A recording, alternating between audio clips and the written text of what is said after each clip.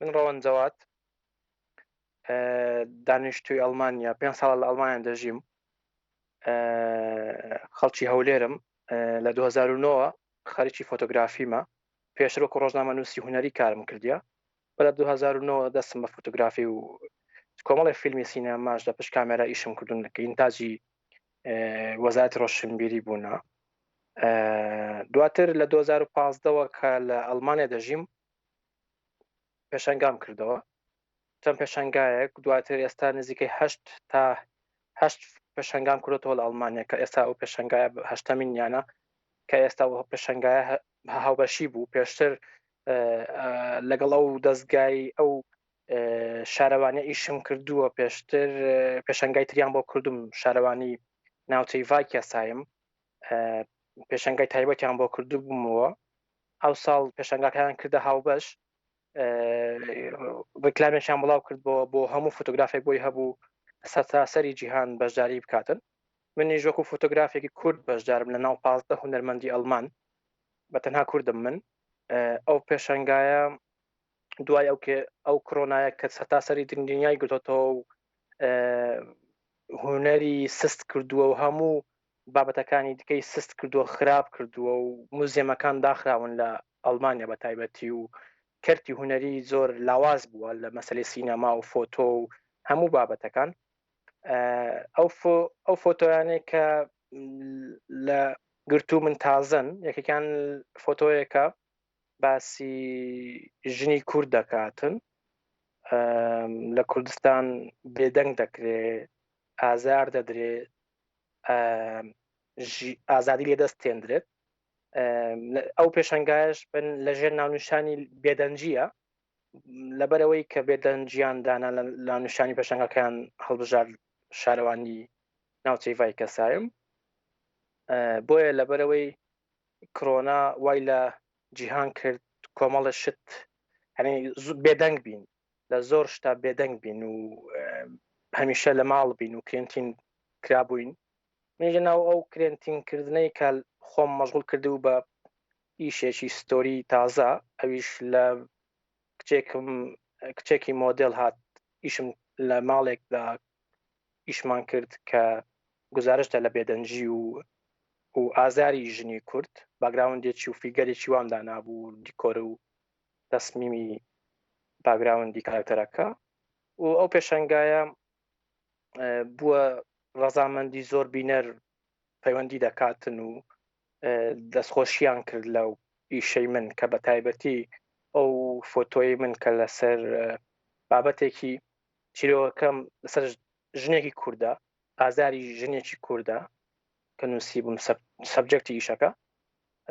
دەستخۆشێکی زۆریم بۆ هاتووە. لە سوپاس بۆ هەموو ئەو کەسانێک کە هاوکاریش من هەمیشە لە هاوڕێکانم.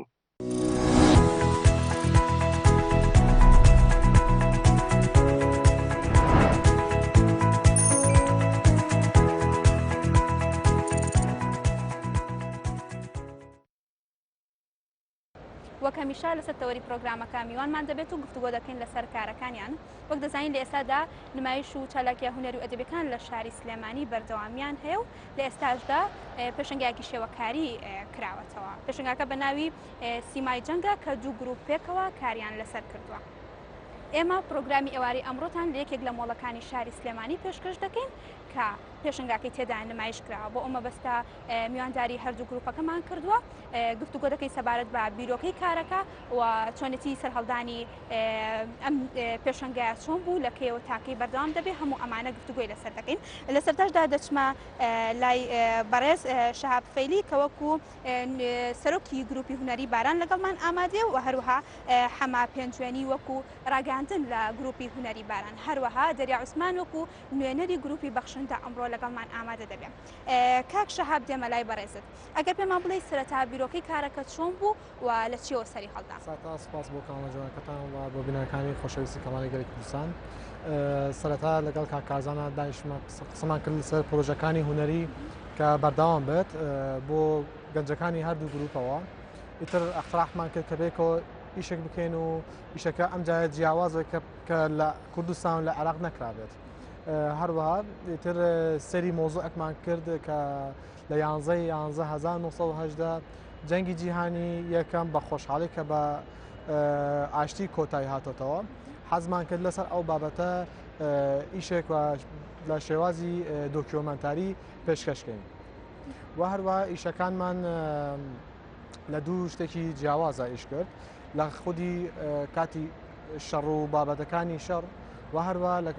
ئەو شتانەیە کە دوای شەڕ ڕۆیەکە دوای ئاشتی لەسەر ئەو بابەتانەش تابلۆ ئیشمان کردووە. واتە ئەو تابلوانی لەم پێشنگای دانمایش دەکەن سەبارەت بە شەڕ و ئاشتیە. زۆر باشە. بۆچی ئەم بەروارەتان هەڵبژار تێدا نمایش بکەن و بۆ لێرە؟ ئاماژەم کرد 11/11/1970 کە جەنگی جیهانی یەکەم بە ئاشتی کۆتایی هاتۆتەوە حەزمان کرد هەل 11/11/2020 بێت کە پێشتر ئەم ئیشە نەکرابێت لەسەر ئەم مۆزوعان و حەزمان کرد کە ئەم پێشانگایە جیاواز بێت لە پێشانگەکانی ترا بۆ ماوەی چەند ڕۆژێک بەردەوام بێت. زۆر باشە. ئەو شێوەکارانی بەشداریان کردووە لەم پێشنگای ئێوە داواتان لێکردن کە سەبارەت بەم بابەتە تابلۆ ئامادە بکەن و فیدباکی ئەوان چۆن بوو کاردانەوەی ئەوان چۆن بوو سەبارەت بەهێنانی ئەم تابلۆیانە. وەکو ئام هەردوو گروپەکە پێیان خۆش بوو کە شتێکی جیاواز بێت و حەزیان کرد وەکو ئەوەی کە هەمانای لە ئەندامەکانی گروپ تا ئێستا بەڵام ئیشی هوەری ئەکات بەڵام ئیشەکانیان تا ئێستا عەرز نەبووتەوە بەڵام وتی حەز ئەەکەم لەسەر ئەم بابەتەیە کە بۆنە ئیشی چیا بکرێت و زۆربیان پێیان خۆش بوو کە ئیشێک وا بکرێت ئیتر ئێمەش ئیشەکانمان دابش کرد لەسەر ئەندامەکانە کە لە هەردوو بوارەکەی ئیشی تیا بکرێت. دێمەوە لای تۆ کاک شاب دەچمە لای کاک محەممەد ئێوەکو گروپی باران ماوەی چەندێکە ئەم گروپە دروست بووەوە کارەکانتان چۆنە؟ سەرتا دەستخۆشتان یەکەم بۆم بەرنامە جوانە دەستخۆشی لە برادرانی پشتی کامێراکەم بەڕاستی زۆر ماندووە بن. ئەمە وەکو گروپی باران نزیکەی وا بۆ 2 ساڵە بێت ئەزمونمانەیەوە 2 ساڵە بێت دروست بووم بەر گروپەمان و لە ماوەی دروستبوونی گروپەکەمان 4 پێشانگامانە بووە و نزیکەی ئەندامەکانیشمان بۆ 40 بۆ 50 ئەندامە بێت. لەو ماوەی کە ئێوە ئەم پێشنگیانتان کردوتەوە بە دڵنیایی جیاوازی هەبووە لە نێوان پێشنگاکاندا ئەم پێشنگایە تایبەتە بە کاری شێوەکاری بەڵام ئەگەر باسی گروپەکەتانمان بکەی گروپەکەتان تەنها کاری شێوەکاری دەکات یا خۆت کاری تریش دەکەن؟ گروپەکەمان تەنها شێوەکاری نیە گروپەکەمان چەند بوارێکی هونەری لە خۆیەگرێت وەک فۆتۆگرافەری شێوەکاری بە تەواوی کارەکانەوە سنگاردە زەخرەفەیە زەیتیە ئەمانەکەوێتە قاڵبی شێوەکاریەوە. ئەندامەکانی گروپی هونەری باران تەنها لە شاری سلێمانی یاخود لە شار و شارۆچکەکانی تریشۆ لەگەڵتان بەشدارە؟ ئەندامەکانمان زۆرە تەنها لە شاری سلێمانی نیە لە هەولێرەمانە لە زاخۆمانە لە چەند شوێنێکی تر لە ڕانی هەمانە لە قەڵات زێمانە ئەندام زۆر کات خۆیان بۆیان ناکرێت لە پێشانگەکانمانە بەشداریان بن تەنها ئیشەکانیانە نێرن و ئێمە لێرە نمایشێکن. دەمەوێت بچمە لای خاتوودەریە دیارە ئەمڕۆ قرار بوو کە بەڕێزکا کارزان وەکو گروپی بەخشندە لە لامان ئامادە بێ بەڵام خۆشبەختانە یەکێک لە ئەندامانی گروپەکان کە خاتوودەریە لێرە لەگەڵمانە دەریا خان خۆشحاڵم کە وەکو خانمێک و شێوەکارێک ئەمڕۆ لە پرۆگرامەکە لەگەڵمان ئامادەی ئەگەر باسێکی گروپەکەتانمان بۆ بکەی ساڵی چەند دامەزراوە کار و چالەکەەکانی ئێوەکو گروپی بەخشندە چییە؟ سەرەتا بە خێراتتانەکەم بۆ کەناڵە جوانەکەتان مێژوی دروستبوونی گروپی بەخشندە کە هەرەگەڕێتەوە بۆ ئەم ساڵ لە 2020ەوە ئەمە دووەم چالاکیە کە لەگەڵ گروپی بەخشندەیە ئامادەم کرد و تیا بەشداری بووم کە یەکەم جار ئیشمان لەسەر کۆڕۆنا کرد کە بە هاوکاری گروپی باران بوو ئەم ئیشەشمان باز لە جەنگەکات کە توانم بڵە مێژوویەکی جوانە بۆ گروپەکەمان و هەم بۆ ئەندامەکانمان و ئەندامەکانیشمان لە 30 بۆ 35 ئەندامین کە هەمویان کۆمەڵەکاری جوان و بەپێی تەمەنەکانیان و ڕێکخراکان زۆر زۆر باش بوون. دەریاخان بۆ تۆ و خانمێک تا چەند قورساکردنی کاری هونەری بەتایبەت شێوەکاری یاخود تەکنیکی کارکردن چەند گرنگە بۆ شێوەکارێک کە بێ لە پێشەنگایەکی ئاوەهی گەورەدا بەشداری بکات؟ ئەتوانم بیگەڕێنەوە بۆ ئەوەی کە کۆمەڵگەیەمە هێشتا نەگەشتوەتە سەر ئەوەی کە ڕێز لە شێو کارە هونەرەکان بگرێ بە گشتی تا ئێستا نەگەشتمە بۆی کە هونەر چییە بۆ کۆمەڵگە و هەم بۆ وڵاتەکەیان هیوادارم گەین بۆ ئاستی کە ڕێز لە هونەر بگیرە. گرفتەکانی شێوەکار چین بە شێوەیەکی گشتی؟ گرفتەکان ناگەڕێتەوە دڵنیام لانی مادیش گرنگی هەیە بۆ شێوەکار بەڵام سەرەتا بێ کار لەسەرەوەکەین چۆن ڕێز لە هونەر بگیرێ لەم وڵاتەیە اینجا بگەڕێنەوە سەر لایانی مادی. دەریاخان کڕین یاخود هەڵواسینی تابلۆ لە نێو ماڵەکان یاخود لە نێو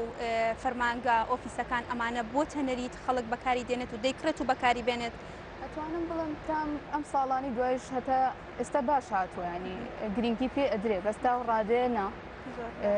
کەسانی باشیشمانێکە لەوحیان ئەکڕێت و بەپاری باش و هەڵیشەوە ئەسرێ و لە شوێنی گشتەکانیش. دەستەکانت خۆش بێ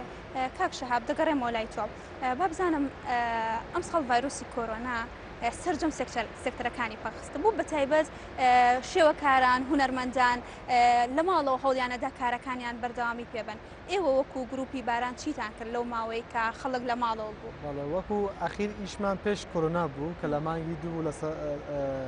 مۆزۆی ڤاڵنتاین بوو شتێکی جوان بوو دوای ئەوە کە مەسەلەی کۆرۆنا هات بەسەریە تانی پێش ئەوە ئەمە سێ چوار پێشانگامان ڕێخست بوو کە بکرێت لە مانگی سێ و مانگی چوار و مانگی شەش بەڵام بەداخەوە کۆرۆنا هات بەسەریا و زۆر شتەکانی تێکدا. ئەخیر ئیشمان کە لەگەڵ گروپی بەخشیداوە بە خۆشحاڵی پێشانگای سەرەتای پاییز بوو لە مانگی 9 بوو 26 و 27 مانگ بوو لەگەڵایانی گروپی بەخشندە و ڕێخاوی شار ڕێخست بوو وەکو گروپی بارانش لەگەڵان بەشدار ببووین و حەزمان کرد بێکەوە بەردەوام بین لە کارە هونەرەکان بەڕاستی زۆر گەنجی بەتوانەمان هەیە کە ئیشەکانیان زۆر جوانە و زۆر لە مستەوایەکی باشایە کە بتوانین ئیشەکانیان عەرز بکرێت. کارکردن بە شێوازی گروپات ئاسانترە یاخۆت چەند گروپێک یاخۆت بەتاک پێشنگا بکرێتەوە؟ وەڵی خۆ حەقیقەتەن باتاک زۆر ئاسانترە ئەوەیکە خۆت بتوانانی شتەکان بکەیت بەس بۆ یەک کەس ئەکرێت بەڵام لە کاتی گروپاتە کۆمەڵە شت هەیە خۆشیتیایە کە کارەکان بە هاوبەشی ئەکرێت بەڵام هەنی شت هەیە قورسایی لەسەر ئەو کەسانەیە کە شتەکان ڕێک ئەخێن لەسەر ئەوە ئەکەوێت. ئەمڕۆ دوم ڕۆژی نمایشی پێشنگای شێوەکاری سیمای جەنگە پێشنگاکە چەند ڕۆژ بەردەوام دەبێت لەکوێ دەکرێت بۆ ئەی هاوڵاتیان بە چاوەڕوون بن بۆی بنە سێری نمایشەکانتان بکەن؟ بەڵێ ئاماژەمان کرد لە 11 ڕۆژی کۆتایەتی جەنگی جیهانی یەکەمە بەئاشتی 11 12 11 تا خۆت 14 شەوەکەی کە 14 کە سالیادی دامەزانی سلێمانیە بە خۆشحالیەوە لەو ڕۆژەش بەردەوام ئەبین. پێشنگاکە تەنها لە شاری سلێمانی دەبێت یاخۆ دەبرێتە شارەکانی تری هەرێمی کوردستان؟ ئینشاڵڵا وەکو دەرفەت ئەگەر داوا بکرێت وەکو کە مۆزوعی پێشانگاکەیە بتوانین لە شوێنەکانی ترەوە لە شار و شارەشەکانی تری کوردستان عەرز بکرێت بە خۆشحاڵی ئەو شتانە قبوڵ دەکەین و خۆمان کە بە دەرفەتی باش ئەزانین کە ئەم شتانە عەرز بکرێت لە شوێنێک. کاک شەهاب گروپەکەی ئێوە لە ماوەی 2 ساڵی ڕابردوودا 4 پێشنگای تریشی کردوێتەوە جیاوازی ئەم پێشنگای لە چاوانی تردا چیە لە ڕۆی بەرهەمەکان یاخود هاتنی هاوڵاتیان یاخود شوێنەکەی؟ پێشانگەکانی پێشوومان زیاتر شتەکان عامتر بووە وەکو ئەم پێشانگای لەسەر مۆزوعێک نەبووە کە ئیشێک بکرێت و ئامادە بکرێت بۆ نمونە کە پێشتر هەر پێشانگاکمان نەکردەوە ئیتر بە هونەرمەندانی گروپ ئەماوت بۆنەوە پێشانگاکمان هەیە و ئیتر بە چەند ئیشێک بەشدار ئەبێت و بەڵام لەم پێشانگایە زۆر سنووردار کراوە بۆ ئیشەکان وەکو قیاسەکان بێت وەکو عەدەدی ئیشەکان بێ هەروە مۆزوعەکەیشە. باشە کاتێک شێوەکارێک بەرهەمێکی خۆی دەنێرێت ئێوەکو لیژنا هەڵسەنگاندن بۆ ئەم بەرهەمە دەکەن ئەم بەرهەمە شایانی ئەوەیە کە پێشوەش بکرێت یاخود نا؟ پێشووتر کە خۆمان بە جیام ئیشمان ئەکرد وەکو گروپات خۆمان وەکو لیژنە هاوکاری ئەندامەکانمان ئەکرد بەڵام بۆ ئەم پێشانگایە سێ مامۆسامان هەڵبژات کە وەکو لیژنە فلتەرێک تێپەڕێت ئەم لەوحانە وەکو فکرە وەکو ئەو شتانە کە شایانی ئەوە بێت کە عەرز بکرێت بە خۆشحاڵیەوە 195 ئیشەکان وەرگیراوە و دەرفەت بوو بۆ ئەو کەسانەی کە ئیشەکانیان عەرز بکرێت و بە مستەوایەکی باشا بێت. دەستەکانت خۆش بێت. کاک محەممەد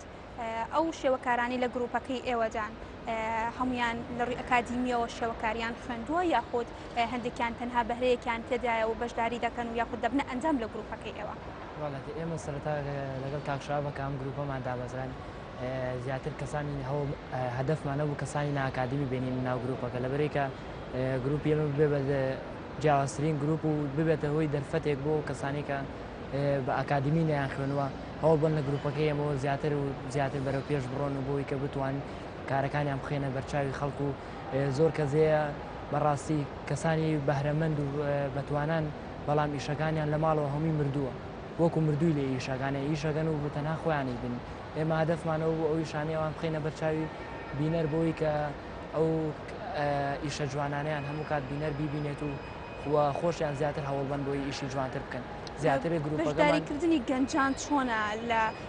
پێشنگایەکیەوە بەدەنەوە هاتنی ئەوان چۆنە تا چەند هاوکارتانەکەن بۆ هێنانی وێنەکان یاخود هیچ کێش و مەشاکلتان بۆ دروست نابێت کە هەندێکیان لە دەرەوەی شارن تا دەگاتە دەستی ئێوەم تابلۆیانە زۆر کاتهاوکاری کراوین لەلایەن ئەندامەکان خۆیانەوە لەلایەن کەسانی ترەوە هاوکاریمانەکرێت و ئەو کەسانی کە لە دەروی شارن بە پۆستەیە بە شتێکا بۆمان نێرن ئێمە خۆمان لێرەوە ئیشەکان وەرەگرین و خێنە بەردەم لیژنە ئەگەر لیژنە ئیشەکانی قبول کادایانی ئەگەر قبولیش نەکرێت ئیشەکانی عرض ناکرێت لە پێشانگاکە باشە ئێوە خۆتان تێچووی ئەم جۆرە پێشنگیانە لە ئەستۆ دەگرن یاخود لایەنێک کەسایەتێکی دیاریکراو هەیە کە پاڵپشتی ئێوە بکات و سپۆنسەری کارەکانتان بکات لە ئێستا هیچ کەسێک لایەنی سپۆنسەر و سەپۆرتیان نەکردین بۆی ئیشەکانمان ئێمە وەکو سەرۆکی گروپی باران و سەرۆکی گروپی بەخشندا هەسانی خۆمان لەسەر تێچووی خۆمان ئەم پێشانگایەمان کردوتەوە بەڕاستی فامیلیمۆنش هاوکاریان کردوین بۆ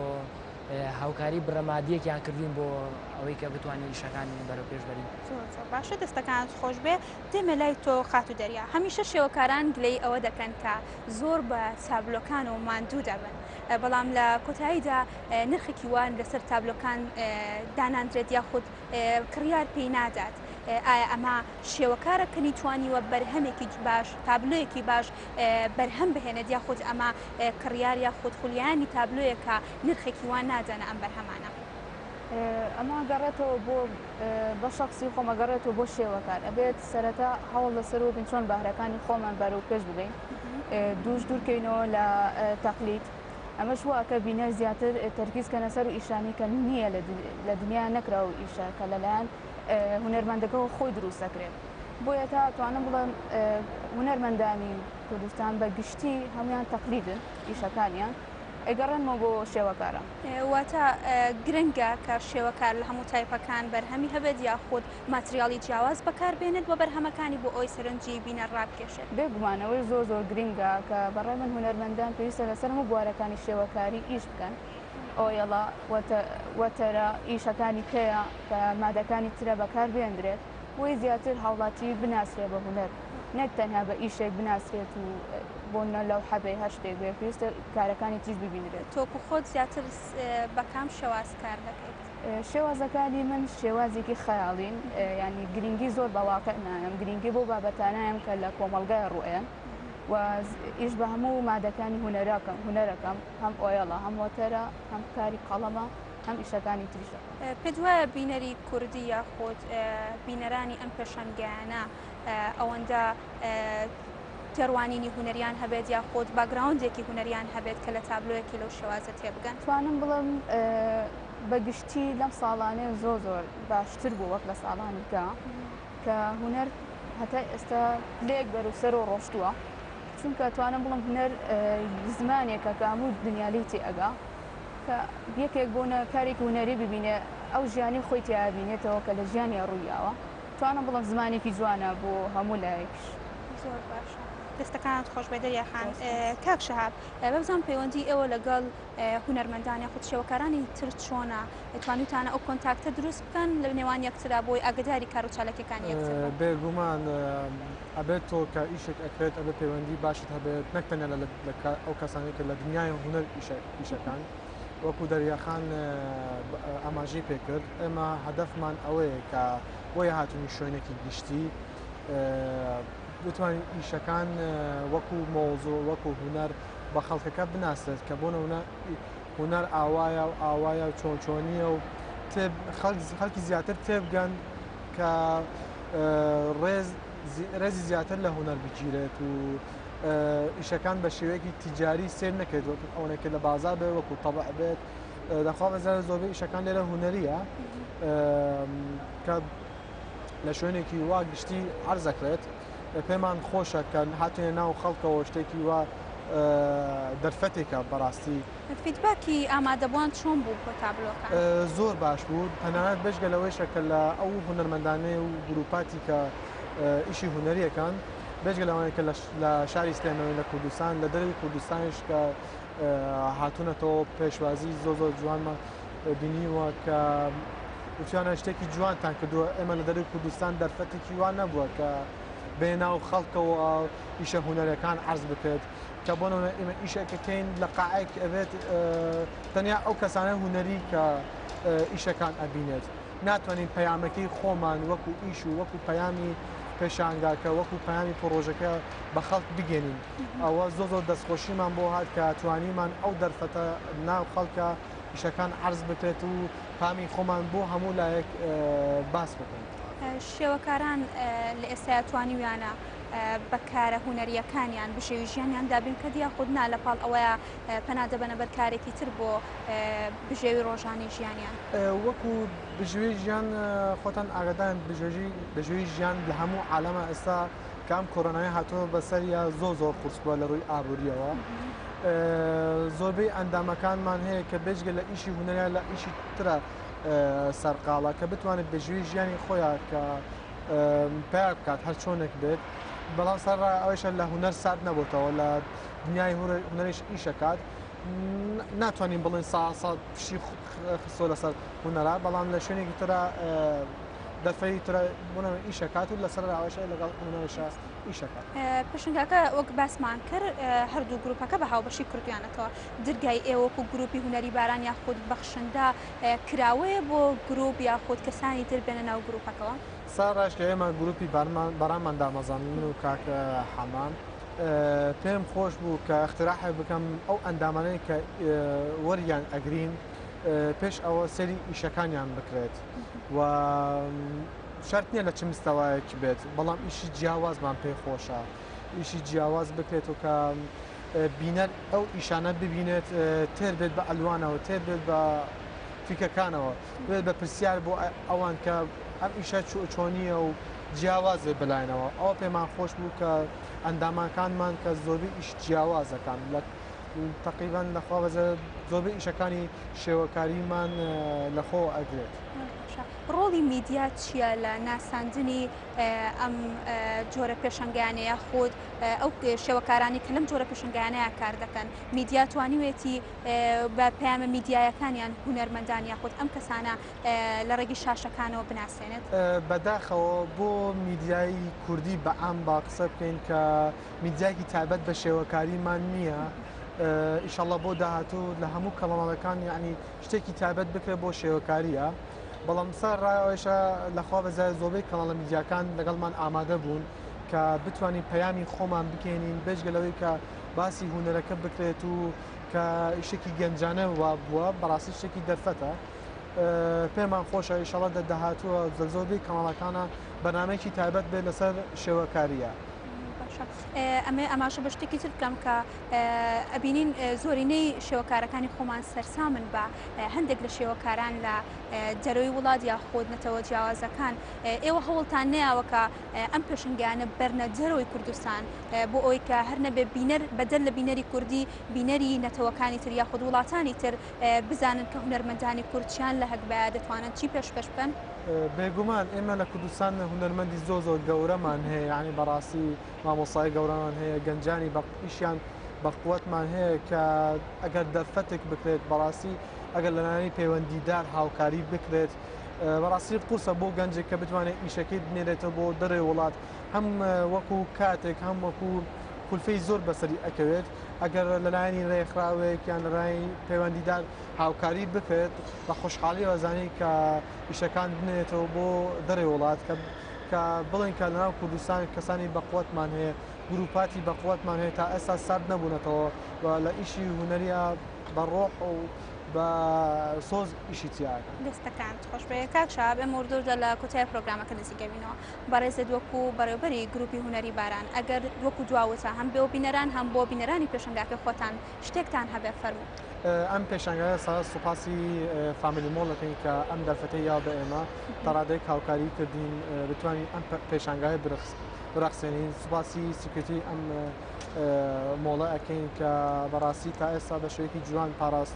پاسنی ئەم شوێنیان ئەستۆ گرتوتەوە.